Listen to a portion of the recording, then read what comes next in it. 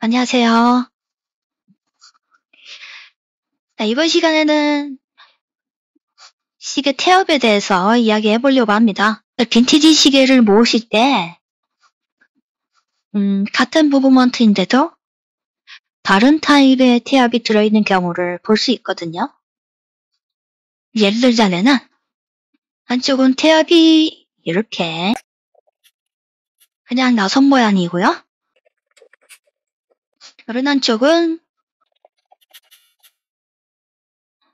끝이 반대로 꼬여있는 형태를 하고 있는데요.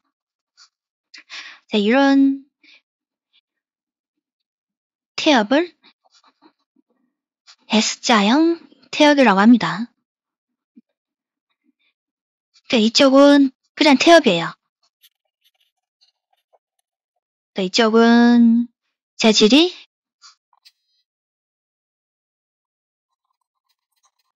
이쪽은 그냥 탄소광이고요.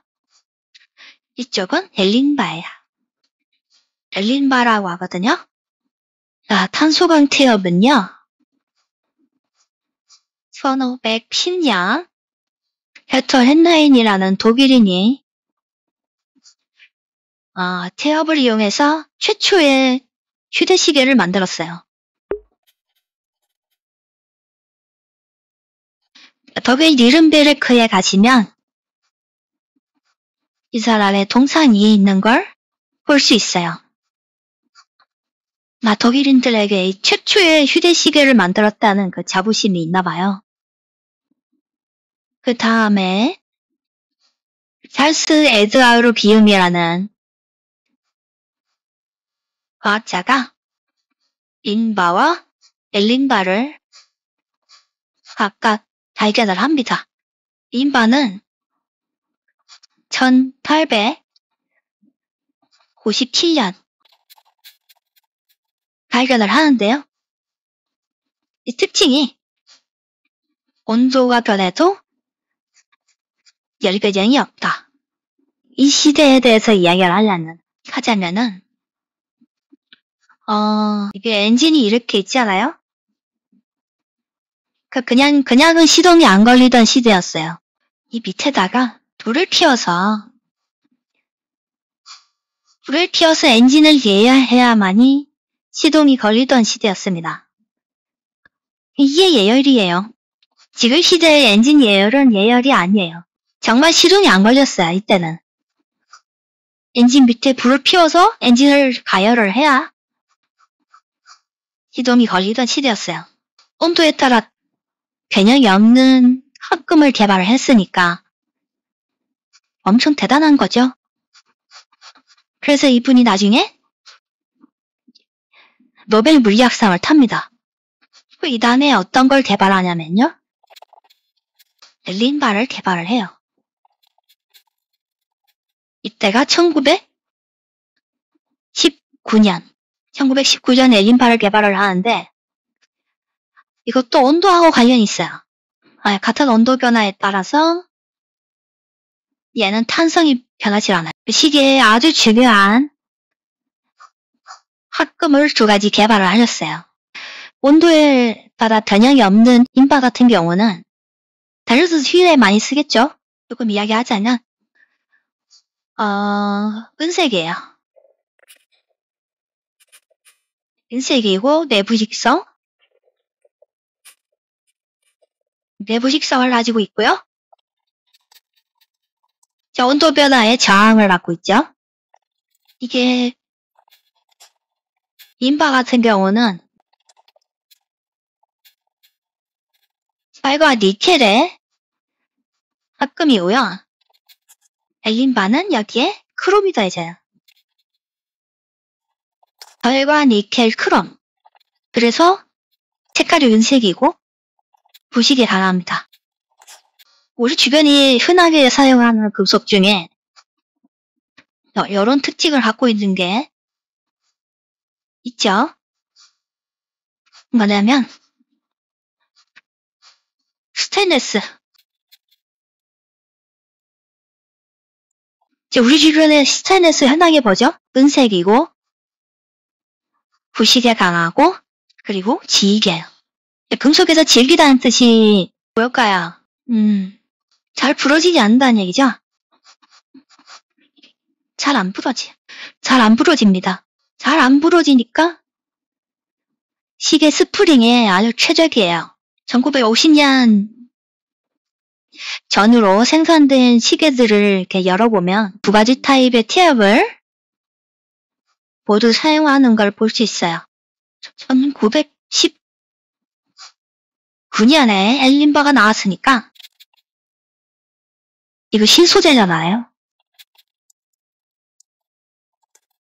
신소재니까 뭐 바로 적용은 안 됐을 거고 이런저런 개발 과정을 거쳐서 먼저 명품 시계에 들어가고 1970년 그쯤 되면은 완전히 교체가 됩니다.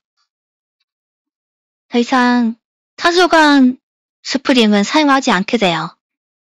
배럴을 이렇게 그리면요. 배럴 내부에 이게 홈이 있어요. 홈이라는 거는 수동시계라는 이야기입니다. 그리고 중앙에 아버가 있는데요. 약간 화장대유라서 아버가 이렇게 생겼는데요. 여기에 후크가 있어요. 후크가 이렇게 있고 스프링이 후크에 걸려 있습니다. 그러면 스프링이 이렇게 감으면 똘똘 감기겠죠? 감기다가 이렇게 걸려 있는 거예요. 사용하다 보면 이 후크 있는 데가 끊어지거나 아니면 가장 퍼브가 가파른 곳 여기나 여기 이런 곳이 끊어지는 거예요. 탄소광 스프링은 이게 굉장히 잦았습니다. 자주 끊어놓았어요.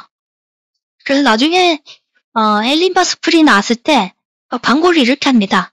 다이얼의 언브레이커블 스프링이라고 인쇄된 걸 본 적 있으실 거예요. 립하게 스프링이라고 우리가 해석하면 되겠죠? 그게 바로 엘린바 스프링이다.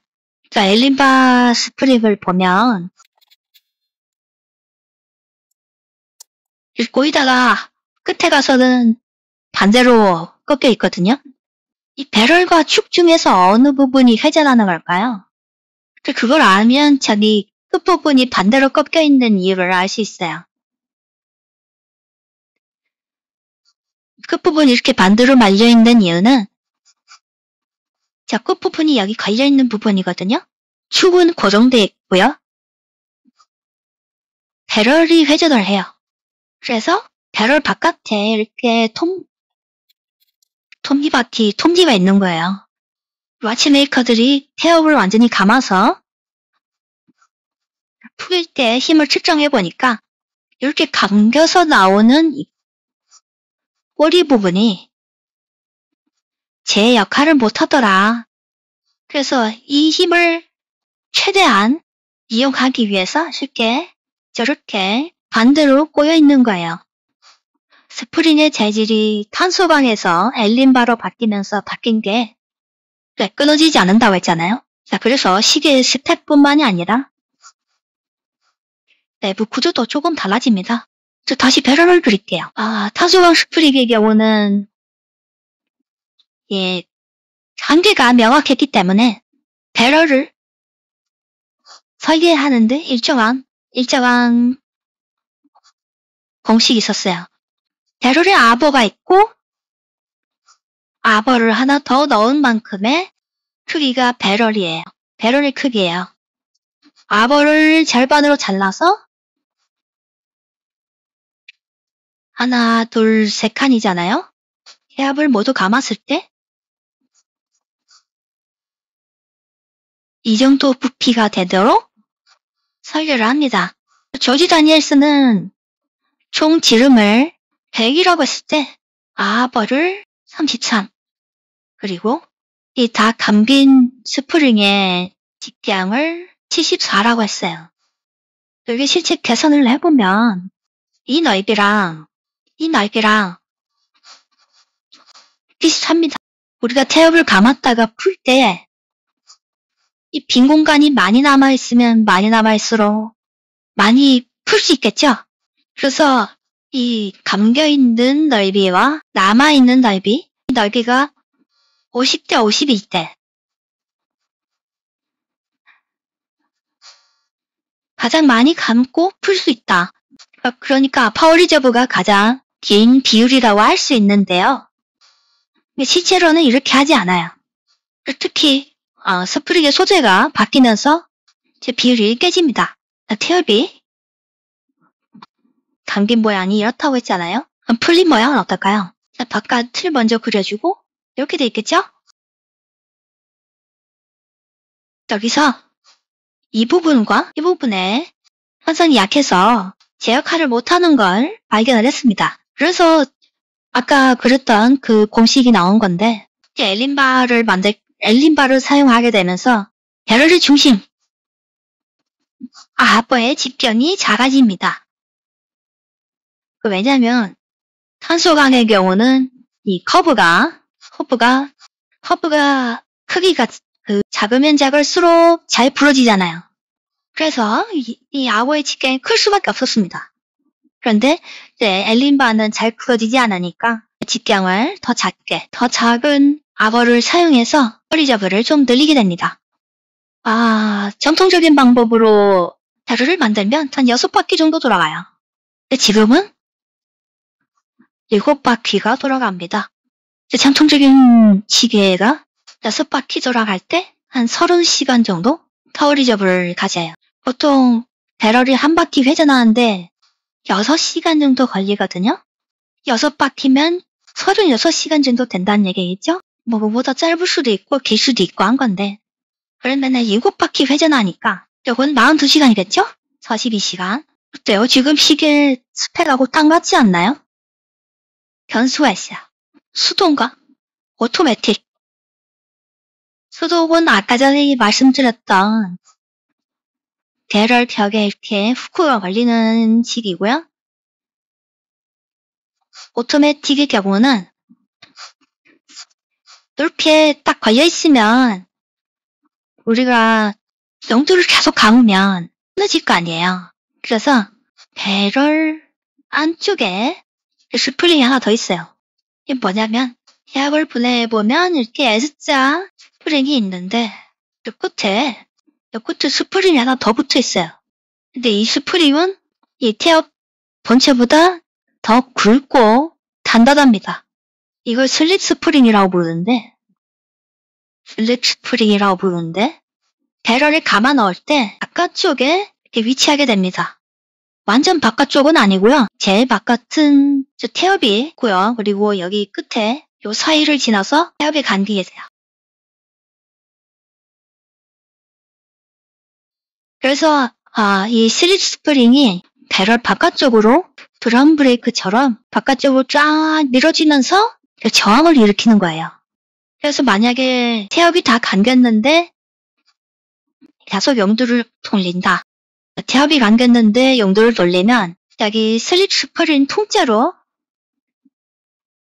배럴 안쪽에서 미끄러지면서 돌아가는 거예요. 오토매틱 시계의 배럴에는 배럴 매력, 이 안쪽 벽에 오버를 한 다음에 이렇게 주유를 합니다. 그러면 그 안쪽에 슬립 스프링이 미끄러지면서 쫙 긁으면서 그리스가 퍼지는 거예요. 만약에 이 주유를 하지 않으면 배럴 내벽이 많이 긁히겠죠. 심하면 장력이 너무 강하게 당겨져가지고 끊어질 수도 있어요. 그럼 만약에 오토매틱 시계에 오버를 하셨는데 앰플리튜드가 너무 높다. 그러면 이 주유량을 조금 늘릴 수도 있고요. 아니면 반대로 조치할 수도 있는 거예요. 따라서 오토매틱 시계가 조금 더 파워리저브가 짧다. 그렇게 생각할 수도 있겠죠. 자, 다음으로 보여드릴 거는 토크와 회전수의 관계입니다. 그래프를 한번 볼게요. 만약에 파워리저브가 36시간이다. 그리고 이게 배럴의 회전수다.